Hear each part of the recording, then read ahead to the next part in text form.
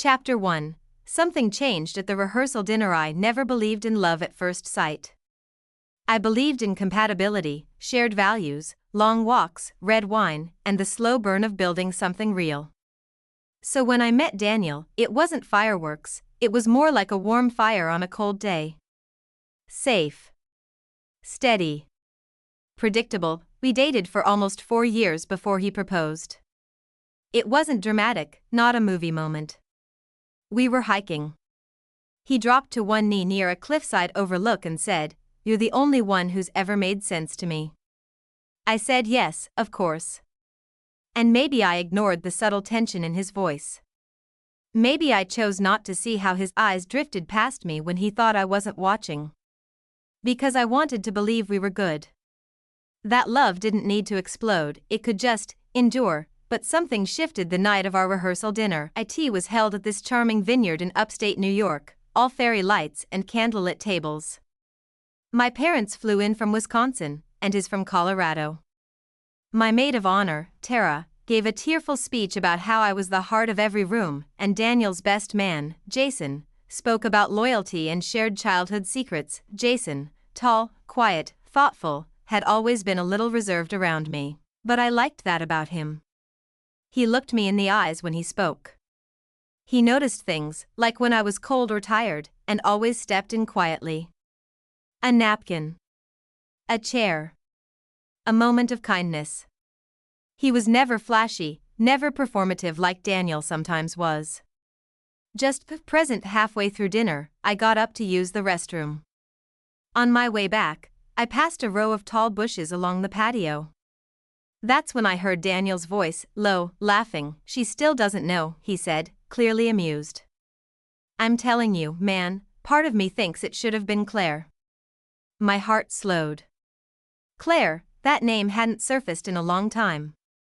She was Daniel's ex, the one he dated for 3 years before me. He never spoke ill of her. Never spoke much of her at all, honestly. Just enough for me to know they were serious once. But it had ended. Supposedly. Jason's voice followed. He didn't sound amused. "You need to stop saying that kind of thing, especially now." There was a pause. "I'm just saying," Daniel muttered. "Sometimes I think I settled." Settled. I didn't confront him. Not that night. I smiled through the photos, held his hand during the toast, kissed him goodnight outside my suite and whispered, "Tomorrow's the big day." But inside, something had cracked open. And the light that poured in was cold. That night I stared at the ceiling of my hotel room, going over every conversation, every moment we'd shared, trying to trace back the shift. When had Daniel started seeing me as a placeholder? When had I stopped noticing, and why? Why had Jason sounded so different from him? Like he cared.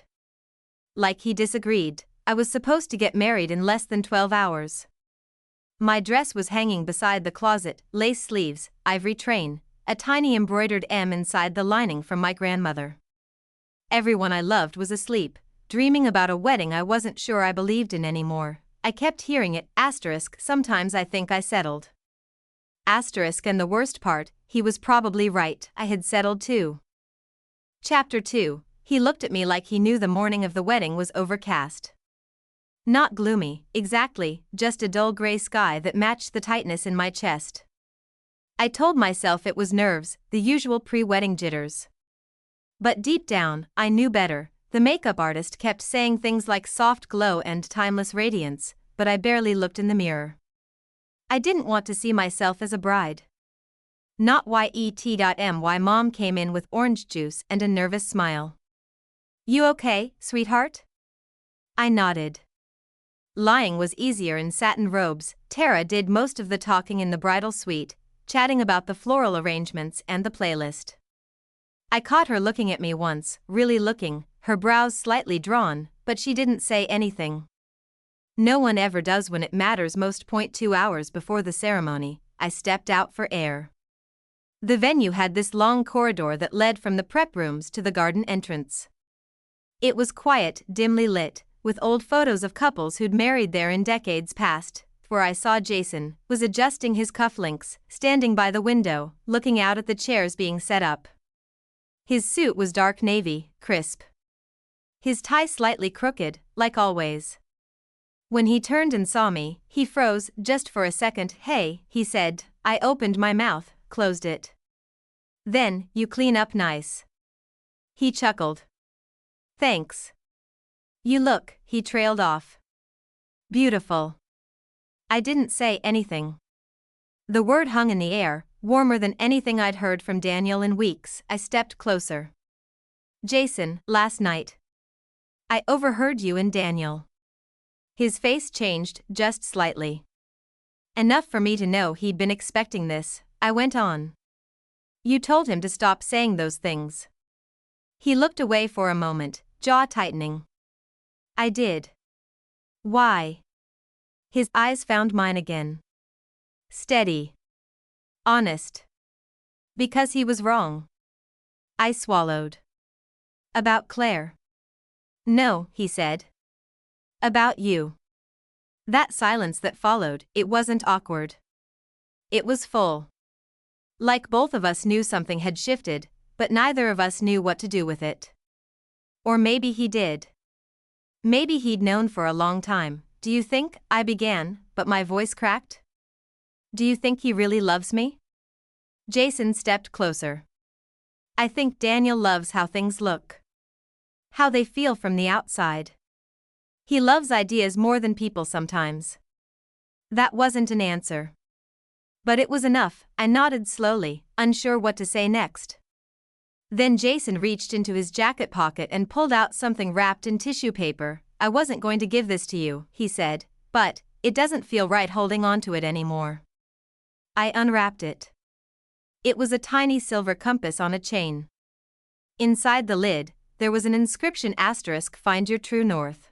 *. I stared at it. "You got this for me?" He shrugged. "I thought you might need it someday." Tears pressed behind my eyes, but I blinked them away. I smiled instead. "Thank you." He nodded and stepped back. "You'll be amazing today. No matter what." Back in the suite, I stared at the compass for a long time.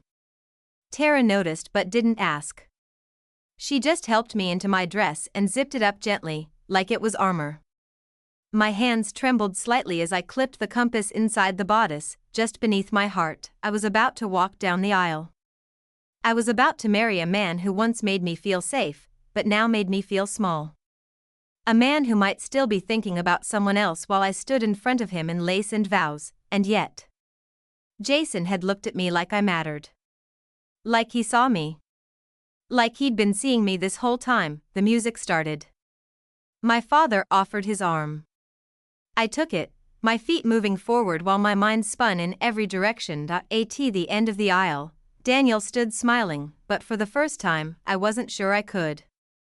Chapter 3. He said her name. There's something surreal about standing at the altar, wearing a dress you've dreamed about since you were a kid, and realizing you might not belong there. Everything looked perfect. The arbor was wrapped in eucalyptus and cream roses, soft music played in the background, and the guests were a sea of pastel and forced smiles. My father kissed my cheek before stepping back. Daniel reached for my hands, his fingers were warm. "A little too warm. You look incredible," he whispered. I smiled. Reflex, the officiant began with the usual words about love, commitment, unity. I heard them like echoes from a hallway I wasn't standing in, and then, the vows, we had written our own. Mine were folded in my palm, ink slightly smudged from nervous hands. But Daniel wanted to go first. He cleared his throat. Smiled that curated, Daniel smile. The one he used for business pitches and photo ops. "When I first met you," he began, "I wasn't looking for love. I was rebuilding. I braced. You walked into my life with patience and light. You let me breathe again. You gave me back something I'd lost." He was doing fine. Scripted, but fine. Until, and Claire, silence. He didn't even flinch. "And Claire, you've," a collective shift in the crowd. Heads turned. Breath caught. My heart stopped. My name is not Claire. He blinked, just once, like someone coming out of a trance. His eyes flicked up to mine and for a second, I swear he thought he could gloss over it. Like it didn't happen. Like the weight of that name hadn't just detonated everything. I didn't say a word, I didn't cry, I didn't even blink, I simply let the silence stretch, and then I smiled, not a soft, forgiving smile. Not the kind of smile a woman gives when she's willing to overlook a mistake. Though this smile had edges, Daniel opened his mouth, maybe to apologize, maybe to laugh it off. I never found out, because I gently let go of his hands, took a small step back, turned to face the crowd, and asked calmly, "Jason?" There was a collective breath, sharp and sudden. Jason stood, stunned. "Yeah? Would you mind joining me?"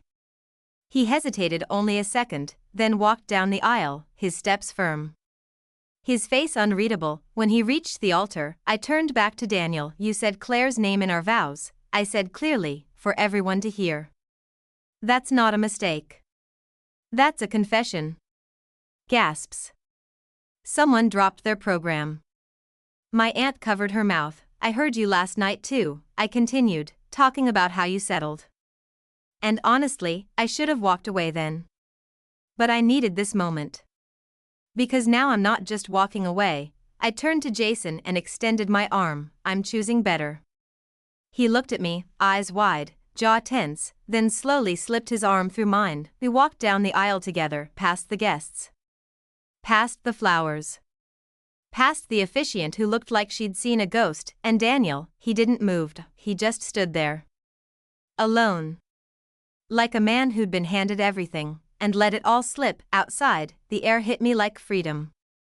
Crisp, fresh, unscripted. Jason and I stopped under a tree just beyond the ceremony lawn. He didn't say anything right away. Then, "Are you okay?" I let out a breath I didn't know I'd been holding. "I think I've never been better."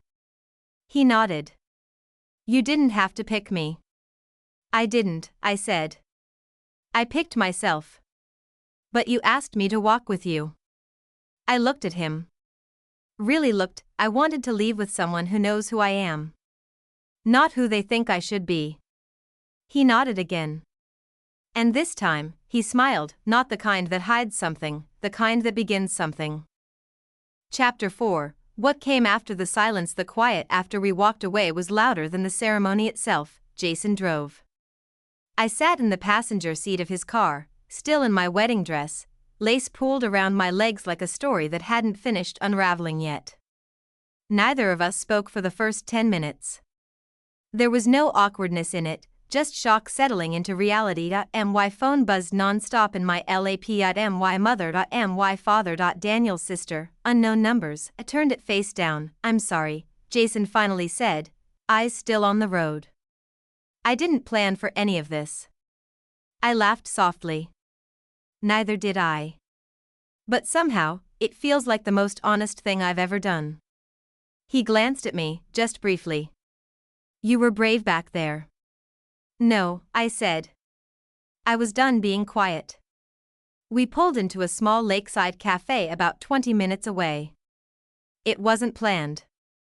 Jason just said, "You probably haven't eaten," and somehow that was the most grounding thing anyone had said to me all day. Inside, no one recognized us. No whispers. No stares.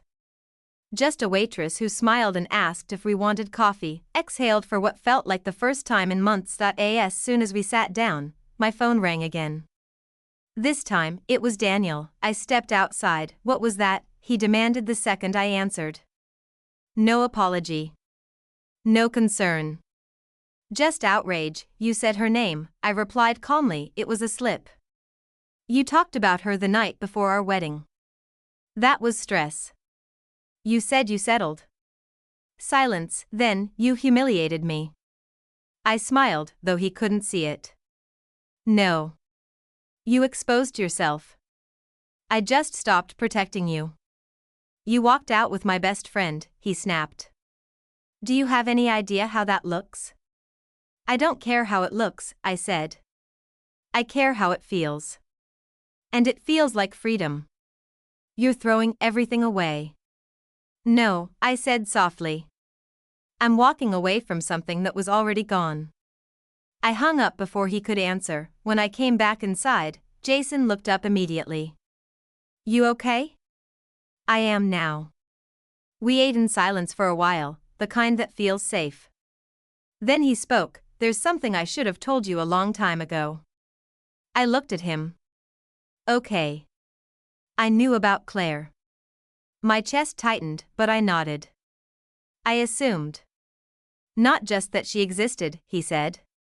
I knew he was still talking to her. Not recently. But enough that it never felt finished. I swallowed. Why didn't you say anything? He hesitated. Because every time I tried to talk myself into it, I told myself it wasn't my place. That you were happy. That I'd be the villain. You weren't, I said. You were the only one who tried to stop him. He shook his head. I didn't do enough. You did exactly what you could, I said. And today, you showed up. That meant more to me than he realized. Later that evening, reality came crashing back in waves. Daniel's parents called, furious.